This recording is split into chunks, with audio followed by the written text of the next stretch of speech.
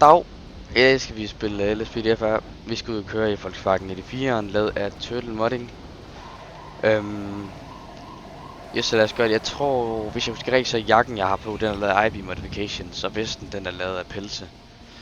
Hvis jeg ikke tager helt fejl. Okay, jeg skulle affyre noget at starte på der.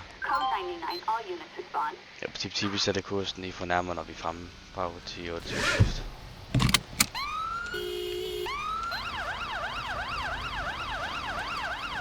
Ja, det herovre. Received. I'll get him en route. On Innocence Boulevard. Okay, lad os lige se engang. Se, vi er fremme. Skud affyret. Bravo 10 og 20 skift.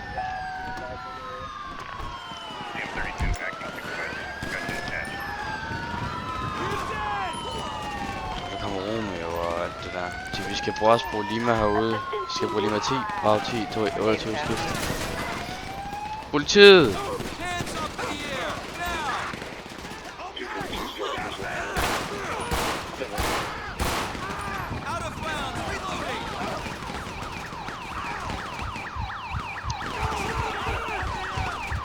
Læg jeres våben, det er politiet!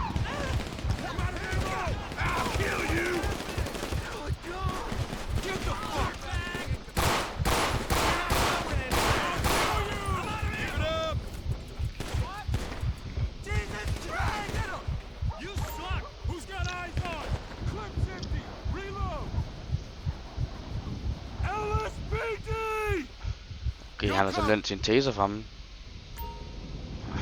Jo, det er effektivt løn. Har du plus på en? Har I plus på nogen? Det vil sige, det ser ud til, at vi har styr på situationen herude. Vi skal bruge i hvert fald 2 ambulancer herude. Flere personer til at skadekommet. Mulige flere personer morges herude. Vi får nærmere, hvis vi skal bruge en KC. Bare 22 skift.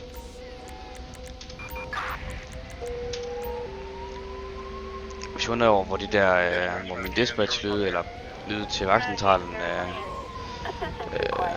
hvor de far så lavede en, der hedder Blue Line Vibes, en amerikansk LSPDFR YouTuber. Så lad os lige se, om ambulancen kan gøre noget her. For ret voldsomt. Så jeg synes, at der er en bombe deroppe.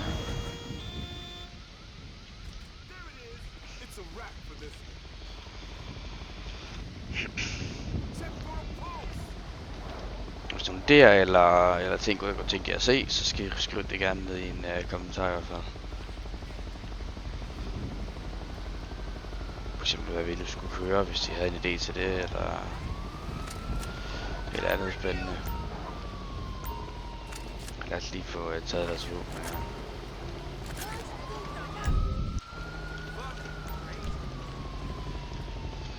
Lad os lige få lagt dem i ført på morgenen, ja.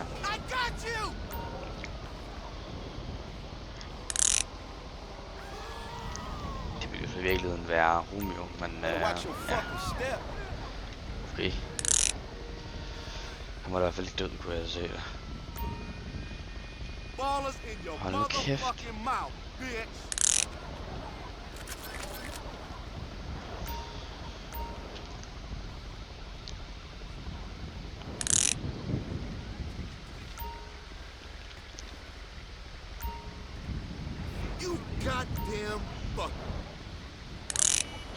Eller andre spil, vi kunne spille, hvis I har nogle DCD, så kunne det også være, at I kunne det jo.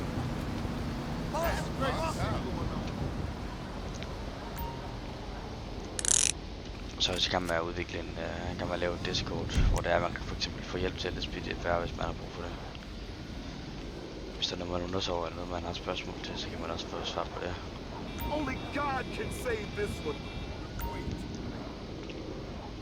Nå, i hvert fald lige få lad os lige få de her personer iført nogle håndjern i hvert fald.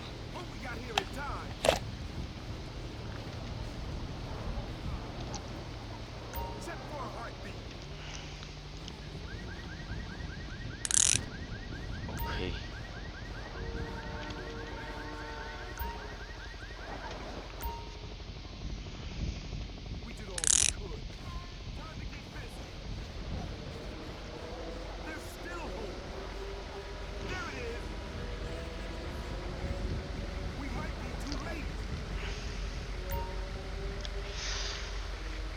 Det var da også voldsomt her, så når organiseret bandemedlemmer lige pludselig stiller sig op her og skal spille op.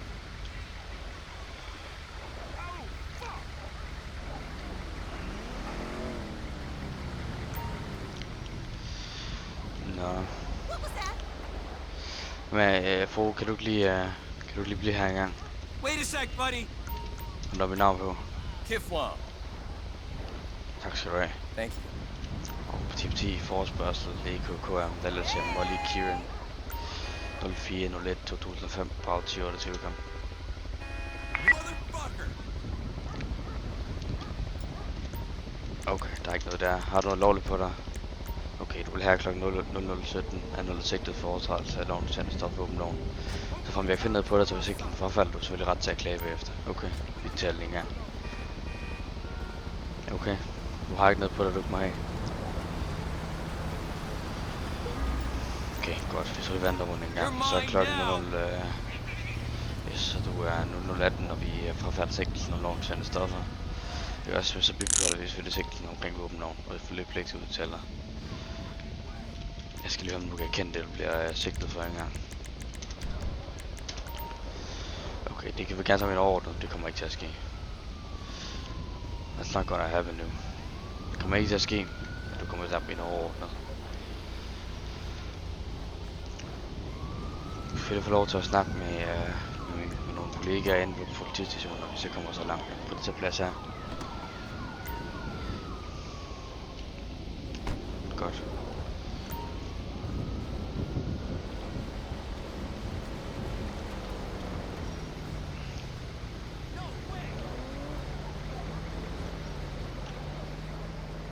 Så de er altså i gang med at desarme den der desarmere bomben. Hold kæft, der er også mange. Prøv lige stop. Hallo. Stop. Altså, når man ser så meget politi og ambulancer, så skulle man så måske ikke det så vente lidt, i stedet for at komme med smadrene op her. Har du kørekort? Tak skal du have, Josef. Har du fået noget drik, Josef? Kørekort, det er også udløbet. Nej, du er pligt til, det er rigtigt. Prøv lige at huske det dokumentere engang. Ja, det er også noget, der politiet er nødt til at foretage sig, når man er ude på sådan et skadested. Det er jo folk som ham her, der ikke kan finde at stå en indtydning. Ikke også? Du er selvfølgelig sigtet for overtrædelse af færdselsloven, det lys, du under bilen, det skal du erkende. Det kan du godt, okay. Prøv lige at følge efter mig her engang.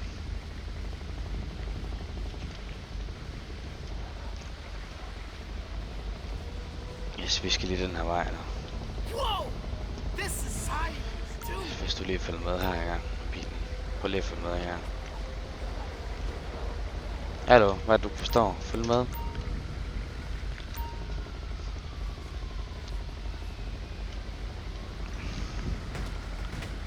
Kan min kollega ned også? Ja, det var da klogt. Sæt man er smart. Hold kæft, mand.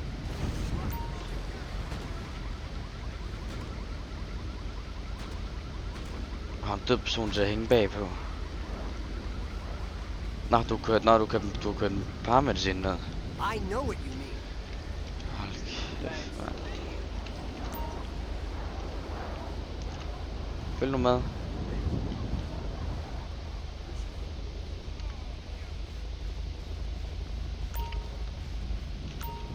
Godt. Nu følger du med heroppe på parkeringspladsen. Vi kan ikke sidde og skrive bøder på vejen nu. Følg nu med på parkeringspladsen. Længere frem.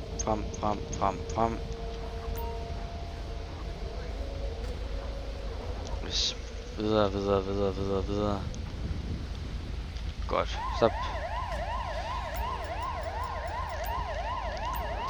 Godt, 2 sekunder. 2 sekunder, Josef.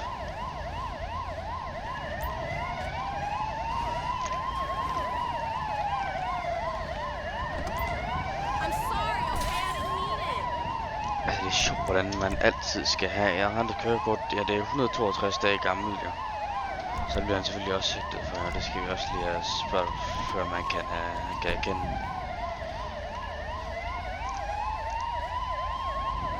Godt. skulle have sigtet for kørekortet, der udløbet, det skal nu. Jeg kan det 162 gammelt, 162 dage gammelt. Okay, det kan du også glemme.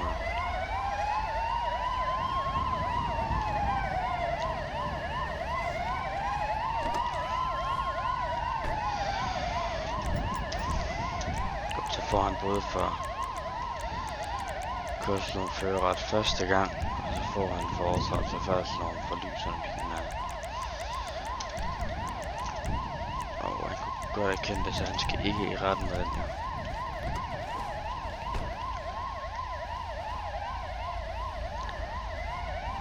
Godt, så har jeg en bøde her til dig. Det koster i alt 8.000 kroner. 1.000 kroner for lyset og 7.000 for manglende kørekort. Det er også. Jeg så skal jeg bede dig om at stige ud, for jeg må selvfølgelig ikke køre videre uden kørekort. Wait a sec, buddy. Godt, jamen må du gå herfra. I'll Så er det cut ting, you du a skal have i break bilen, og så må du gå. this time.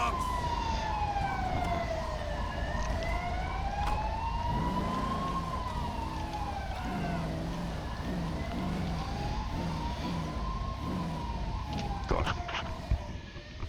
Sådan der. Så fik han en bøde for det, han skulle have en bøde for. Og min kollega hernede. Og på tip 10, vi skal bruge ambulance, eller vi skal bruge NKC herude.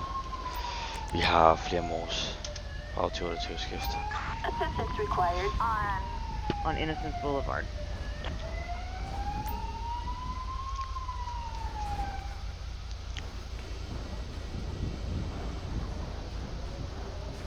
Det skal selvfølgelig også ud.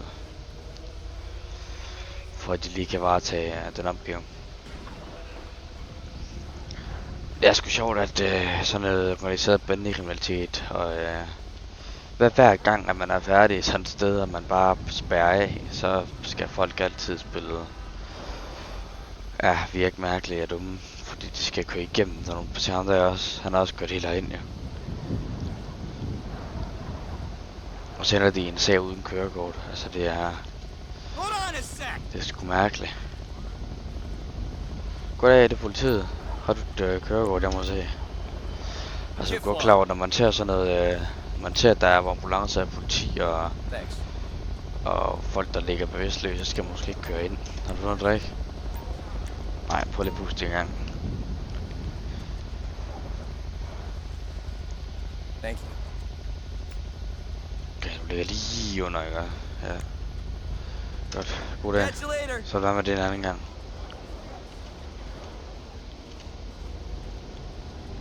Ja, så må du gerne køre videre, ikke?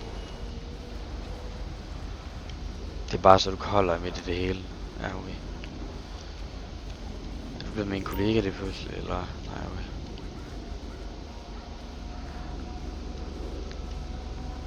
Eller partner hedder det vel.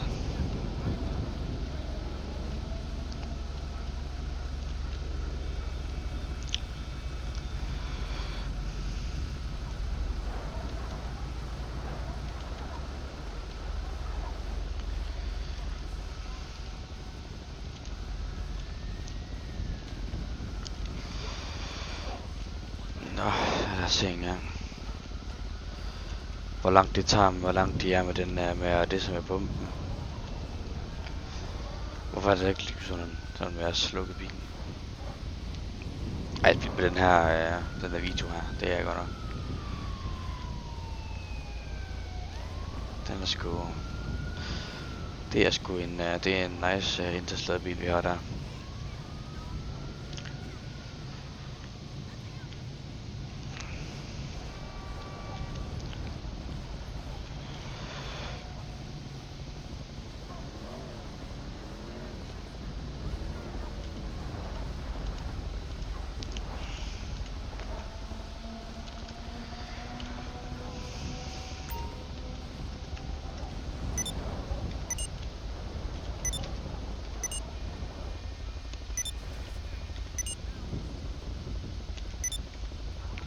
Hvad lever jeg?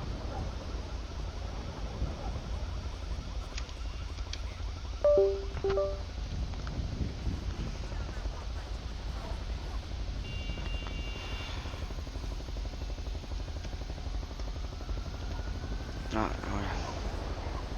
Nå.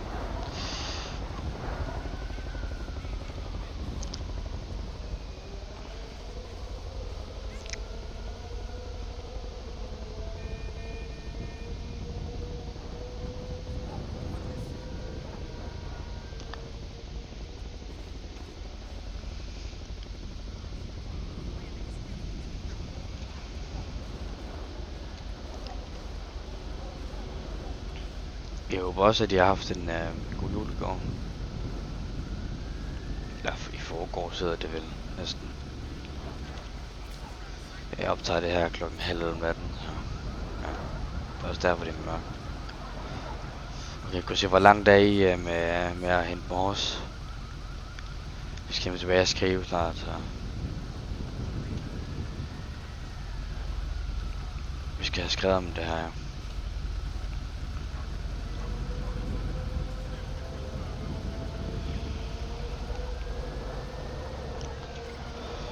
Nå, ja.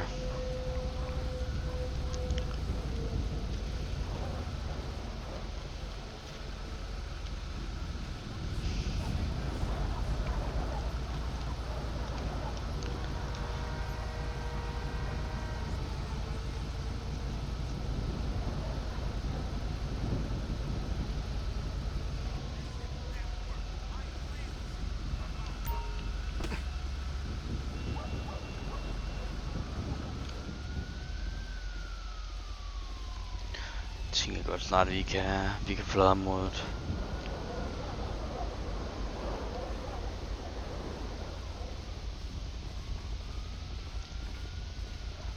Activity er melding. Bare til 28 skift. Activity rettelse forespørgsel. Vi skal jeg bare køre videre, eller vil du gerne have hvorfor jeg forbliver her? Power 10 28 skift. Til det mål, så jeg vil sætte kursen videre så.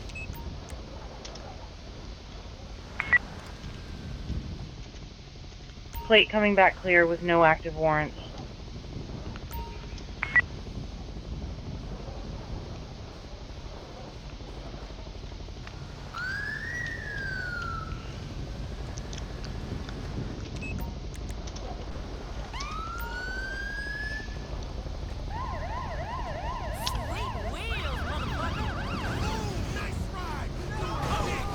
Hold op.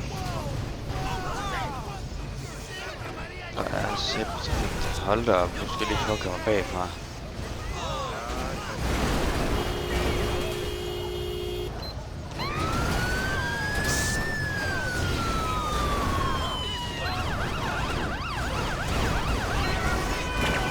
Dispatch to an available unit. Can you respond to a person soliciting in Del Perro Beach? The caller says the suspect has been asking them for money. The security officer at the pier asks the suspect to leave but refuses. The location is marked on your GPS. Her til noget, jeg kan tage. Nå, okay. Ja. Altså, vi skal fx have kørekort om der.